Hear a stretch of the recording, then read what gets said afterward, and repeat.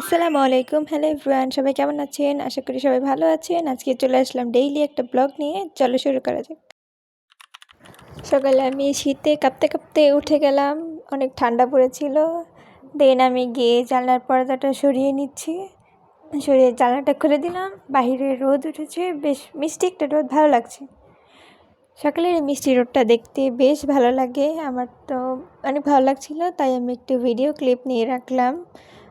আমাদের বাসার সামনে অনেক বিল্ডিং, এর জন্য দূরের অনেক কিছু দেখা যায় না, কিন্তু আকাশটা অনেক সুন্দর পরিষ্কারভাবে দেখা যায়।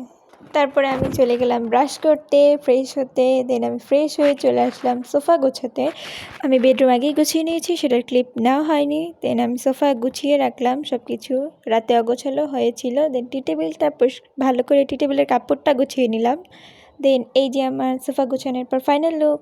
আর এখানে ডান পাশের সোফাটায় একটা বালিশ ছিল না, সেটা ছিল আমার বড়াপুর কাছে, এর জন্য এখানে বালিশটা ছিল না।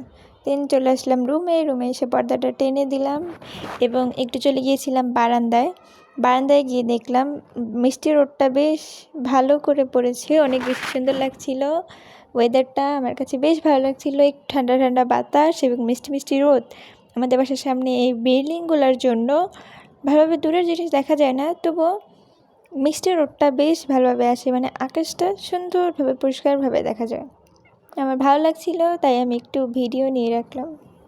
তারপর চলে গিয়েছিলাম আম্মুর কাছে। আম্মু এখানে চিংড়ি মাছ কাটছিল, আম্মুর সাথে একটু গল্প করলাম, আম্মুর সাথে একটু বসেছিলাম এবং আম্মুকে হেল্প করছিলাম।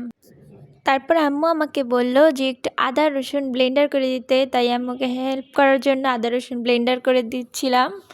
এখানে আদা এবং রসুন একসাথে ব্লেন্ডার করছিলাম, আদা রসুনের পেস্ট। তারপর একটা লেস চিপস নিয়ে চলে আসলাম। এই লেস চিপসটা পার্সোনালি আমার অনেক বেশি পছন্দের, আমি এটা বারবার খাই। তো চলো তোমাদের সাথে ছিঁড়ে দেখাই। তো এখনকার লেস চিপসে আমি খুলে দেখলাম যে এত বড় একটা প্যাকেটে একটুখানি চিপস, মানে মনে হচ্ছিল যে আমরা টাকা দিয়ে হাওয়া কিনে এনেছি এবং হাওয়ার ভিতরে একটুখানি চিপস পেয়েছি। কি আর করার বলো। তারপর 11টা থেকে দুপুর 2টা পর্যন্ত আমি কাজ নিয়ে ব্যস্ত ছিলাম, কাজে ছিলাম, এর জন্য সময় হয়নি। এখন 2টা বাজে, আমি একটু শুয়েছি। তারপরে 3টার দিকে ঘুম থেকে উঠে আমি নিয়ে আসলাম দুপুরের লাঞ্চ। যে কালো মাখটা দেখতে পাচ্ছ, এটা আমার অনেক বেশি পছন্দের। আর এখানে আম্মু আজকে রান্না করেছিল লাউ চিংড়ি এবং ডাল ভুনা। ডাল ভুনা তো আমার অনেক বেশি পছন্দের, আর লাউ চিংড়ি মাছও। আর এখানে ছিল মোবাইল স্ট্যান্ড, যেটাতে আমি এখন মোবাইল রেখে দেখবো আর খাবো। তো চলো খাওয়া শুরু করা যাক। প্রথমে আমি আমার পছন্দের মগে ঠান্ডা পানি ঢেলে নিচ্ছি।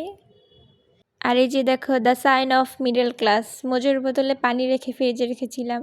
তোমরা কারা কারা এরকম মজুর বোতলে, কোকের বোতলে পানি রেখে ফ্রিজে রাখো, জানাবা কিন্তু কমেন্টে। চলো খাওয়া শুরু করি। তো লাউ চিংড়ি তো আমার অনেক বেশি পছন্দের। এমনিতে আমি ঝাল খেতে পারি না, তাই আম্মু কম ঝাল দিয়ে রান্না করে সবসময়।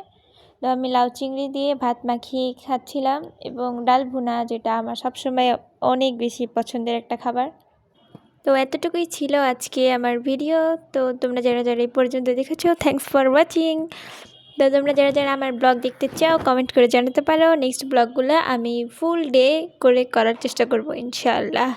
আল্লাহ হাফেজ।